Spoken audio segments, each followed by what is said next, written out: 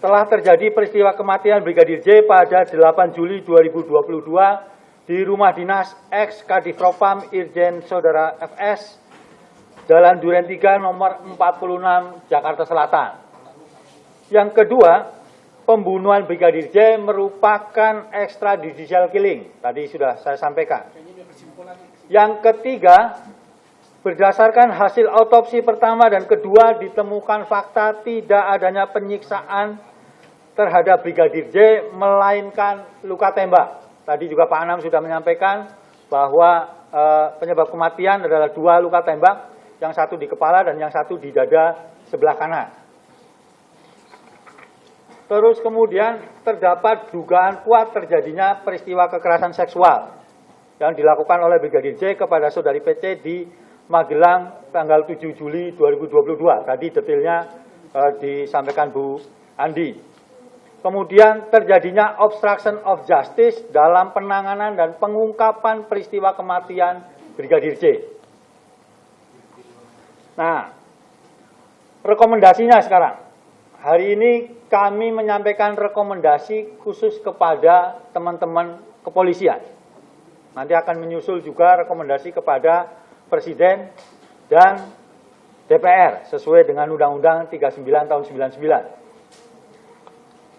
Berdasarkan dari kesimpulan, dari temuan dan analisa fakta peristiwa terkait peristiwa pembunuhan Brigadir J, Komnas HAM menyampaikan rekomendasi kepada Kepolisian Republik Indonesia sebagai institusi negara yang memiliki kewenangan penegakan hukum di Indonesia sebagai berikut.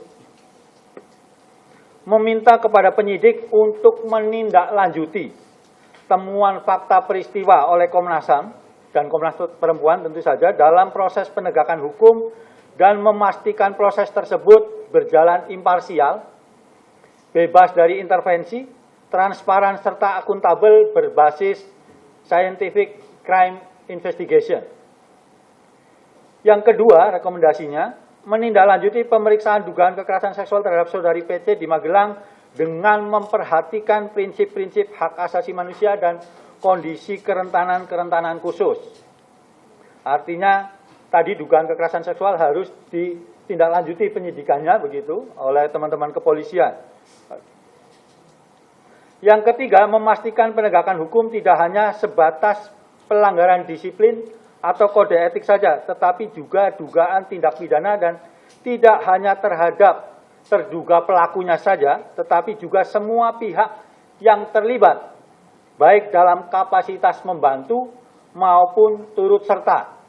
Jadi semua kemudian harus ada penegakan hukumnya, bisa disiplin atau kode etik maupun juga tindak pidananya, tergantung pada derajat gitu ya, kontribusi dari masing-masing pihak.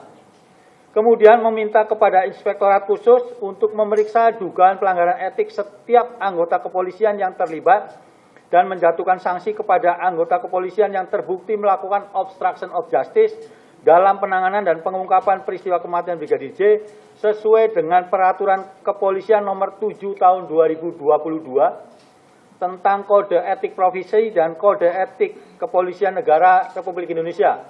Informasinya sekarang itu ada sekitar 95 atau 97 anggota kepolisian yang sedang dalam pemeriksaan. Sudah dan sedang pemeriksaan. Jadi ini saya kira sejalan dengan apa yang direkomendasikan oleh Komnas. Tapi tentu saja kan masih berkembang. Gitu. Nah, ada 3 klaster, kami menyebutnya atau 3 layer tentang sanksi ini. Yang pertama adalah sanksi pidana dan pemecatan kepada semua anggota kepolisian yang terbukti bertanggung jawab, memerintahkan berdasarkan kewenangannya membuat skenario, mengkonsolidasikan personil kepolisian, dan merusak serta menghilangkan barang bukti terkait peristiwa kematian Brigadir J. Yang kedua, sanksi etik berat atau kelembagaan kepada semua anggota kepolisian yang terbukti berkontribusi dan mengetahui terjadinya obstruction of justice terkait peristiwa kematian Brigadir J. Yang ketiga, sanksi etik ringan atau kepribadian kepada semua anggota kepolisian yang menjalankan perintah atasan tanpa mengetahui adanya substansi peristiwa dan atau obstruction of justice. Jadi ini mungkin ada petugas kepolisian yang cuma disuruh-suruh saja begitu, tidak tahu skenarionya seperti apa, kejadian yang sebenarnya seperti apa, ya itu harus juga diperiksa begitu untuk melihat, untuk membuktikan derajat kesalahannya. Itu yang kami maksud di situ gitu. Kemudian, nah ini terkait tadi soal praktek-praktek baik dari yang disampaikan oleh teman-teman Komnas Perempuan terkait pemeriksaan Bu PC dan juga perempuan korban kekerasan lainnya, begitu. Ini ada rekomendasi yaitu menguatkan kelembagaan UPPA sebagai direktorat agar menjadi lebih independen dan profesional dalam penanganan pelaporan kasus kekerasan terhadap perempuan, termasuk kekerasan seksual. Kemudian mengadopsi praktik baik dalam penanganan pelaporan kasus dugaan kekerasan seksual terhadap saudari PC pada kasus lain perempuan berhadapan dengan hukum. Ini dapat saya jelaskan begini. Jadi kan sekarang banyak berkembang kemudian opini bahwa seolah-olah Bu PC diistimewakan begitu dibandingkan dengan perempuan lainnya. Nah, pada titik itu gitu ya, perlakuan dari kepolisian terhadap Bu PC ini harus jadi standar untuk memperlakukan perempuan-perempuan lain ke depannya. Jadi harus misalnya perempuan korban kekerasan harus kemudian didampingi oleh psikolog untuk menguatkan, memulihkan trauma sehingga kemudian bisa menceritakan. Jadi bukan kemudian seolah banyak perempuan kemudian ada yang di penjara terus tanpa pendampingan dan yang lain sebagainya. Ini justru kita harus mendorong supaya polisi bisa membangun standar yang baik terkait dengan penanganan perempuan korban kekerasan. Yang berikutnya, meminta kepada Kapolri sebagai pemegang kekuasaan tertinggi Kepolisian Negara Republik Indonesia melakukan evaluasi menyeluruh terhadap mekanisme penanganan perkara hukum yang melibatkan pejabat utama kepolisian serta membangun standar pelibatan lembaga pengawas eksternal kepolisian.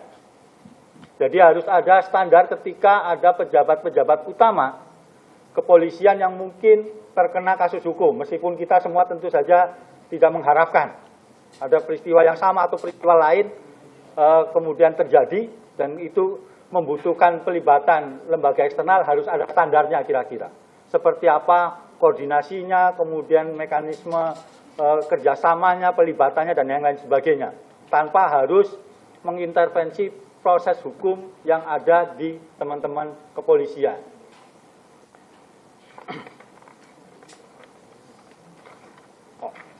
Terakhir, melakukan upaya pembinaan terhadap seluruh anggota kepolisian negara Republik Indonesia agar dalam menjalankan kewenangannya untuk tetap patuh kepada ketentuan perundangan yang berlaku serta memegang teguh prinsip-prinsip profesionalitas, transparansi, akuntabilitas, serta memenuhi azas keadilan dan sesuai dengan standar hak asasi manusia sebagai upaya penjaminan peristiwa yang sama tidak terulang kembali. Jadi harus ada upaya pembinaan secara menyeluruh supaya peristiwa yang sama itu tidak terulang kembali. Jadi cukup kali ini saja ini sebagai pelajaran bersama kita. Demikian siaran pers laporan tim pemantauan dan penyelidikan peristiwa kematian Brigadir J di kediaman ex-Kadif Propam Polri dibuat sebagai salah satu bentuk pertanggungjawaban pelaksanaan kewenangan pemantauan dan penyelidikan Komnas HAM Republik Indonesia sebagaimana diatur dalam pasal 89 ayat 3 Undang-Undang Nomor 39 Tahun 99 tentang hak asasi manusia atas kasus kematian Brigadir J.